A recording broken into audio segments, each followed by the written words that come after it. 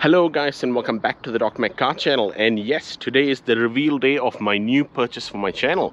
So this is a new to me 2009 BMW 530i M Sport. Now it's only got 52,000 miles on the clock. Now I bought this vehicle sight unseen, so I'm going to get into a few bit of details first and maybe a bit of a rant or two. Now this is my current BMW E90, such a beautiful car as well. I've had this since March and there's been no issues at all. And for those of you who celebrate Christmas, Merry Christmas, and if not, season's greetings to you guys and happy holidays. Alright, without further ado, let me get into this and consider subscribing if you haven't already. Alright guys, let me answer one of the biggest questions that would be probably running through your mind. How much did I pay for this vehicle? I paid 7,500 New Zealand dollars, and these normally retail for approximately 12 to 13,000 New Zealand dollars. So now I did purchase it from a dealer sight unseen. Now that dealer is supposed to be one of the most trusted dealers in the country.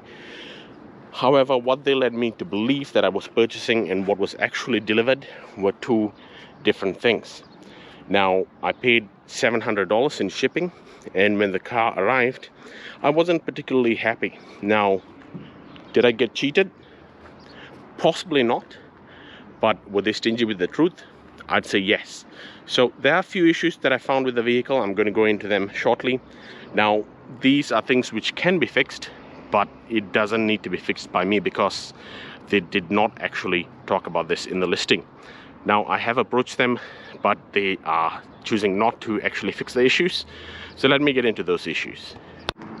Alright guys, so the first thing, pop open the bonnet, and as you can see, this is your oil filter cooler housing. So now this is what cools the oil.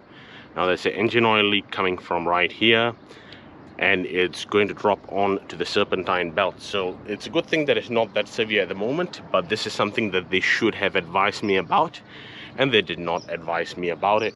Now, because of that little oil leak there's a chance there's a little bit of oil into this coolant, but it's not that severe so far. Now, I have tested the coolant as well as the coolant temperature, so I've programmed the car to show me the coolant temperature, and it seems to go no more than 99. When the thermostat opens at 90, it kind of cools it down, which is good.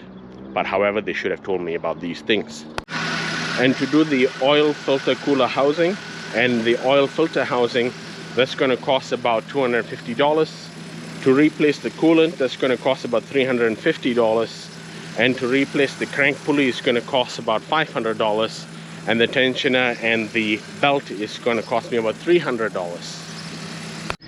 And there is also a bad battery in the vehicle, so the battery is going to cost me $700.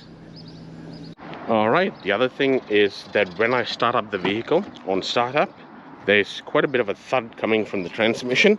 So I feel that this is probably the mechatronics, that probably either the transmission mechatronic sleeves, the solenoids, or either the filter ATF and the EGS software need to be upgraded / fixed. So the car is still good. Let me give it a start up.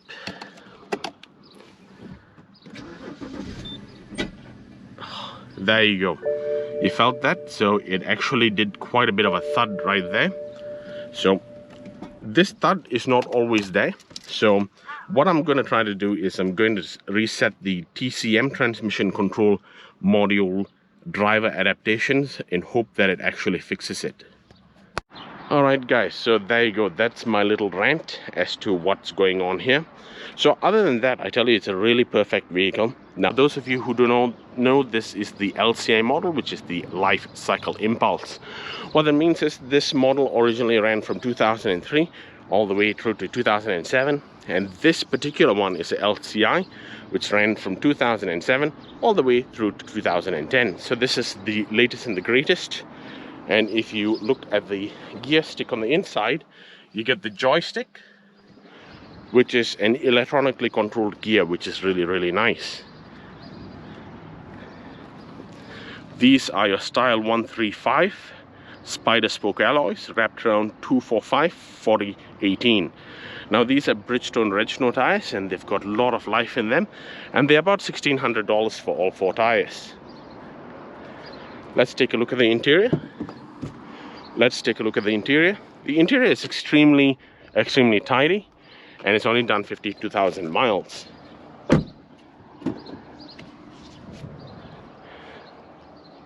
The interior seats are also like bucket type seats. Now this is only available on the M Sport model.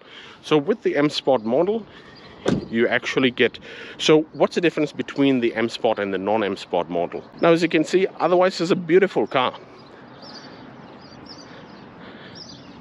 I'm just going to go around. Now you've got style 135 M spider spoke alloys. This is the M Sport model. Now for those of you who do not know what the difference is between the M Sport and the non-M Sport model, so on the M Sport model, I'll start around the front of the car. Now on the M Sports, you have your front sports bumper. You've got your air intake right here. And then you have got your little side skirts right here. That M badge is a fake M badge, but it's alright because it's an M Sport model. Now when you go around the car, you can see that they do want everybody to know that they're getting into M Sport model. So if you take a look around the back, M Sport again. Alright. Now you also have an M Sport side skirt down the base. You've got style 135 spider spoke alloys, wrapped around 245 4018 rims. And now if you look at the back, the bumper has got a little diffuser down the bottom right here. And generally it's a sports bumper with a little lower side skirting around here.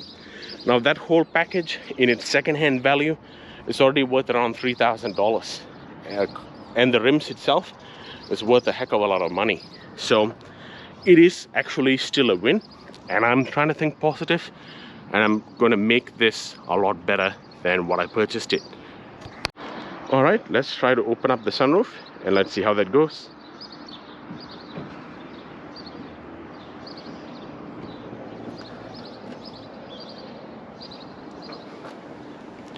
Yeah, the sunroof is really beautiful, guys.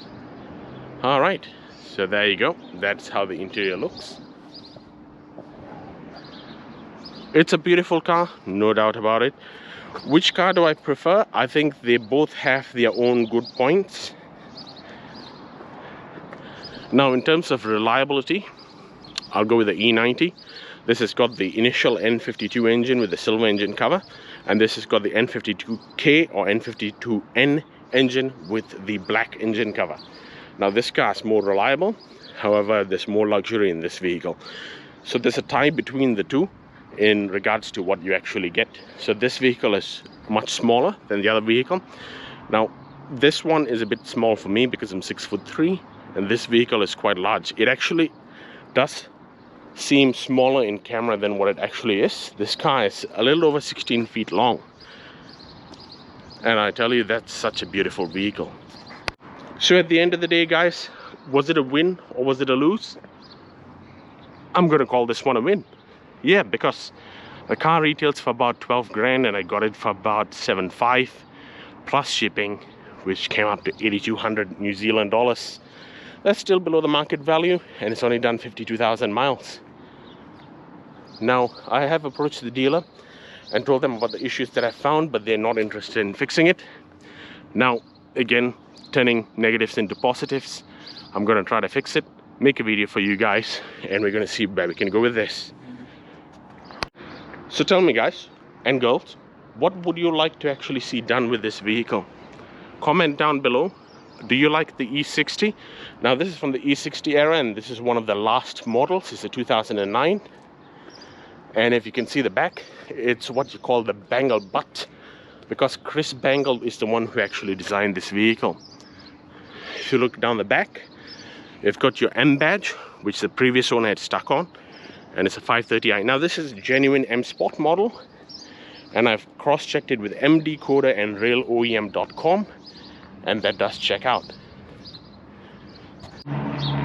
Alright guys, that's going to be a wrap for the video. Now what I'm going to do with this vehicle is I'm going to keep it. I'm going to try to make it from a negative into positive and actually fix it myself.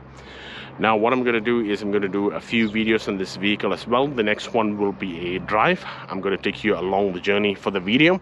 Now comment down below on what you guys would like done with this vehicle. And comment down below if you guys actually own one of these and what are your experiences with these cars. I think they are really beautiful cars. Now this has got the N52K or N52N engine, which is in different markets is known as N52N, and for me it's the N52K engine. Alright guys, so that is a wrap for the video. I'll see you in the next one. Consider subscribing if you haven't already. It's free to subscribe.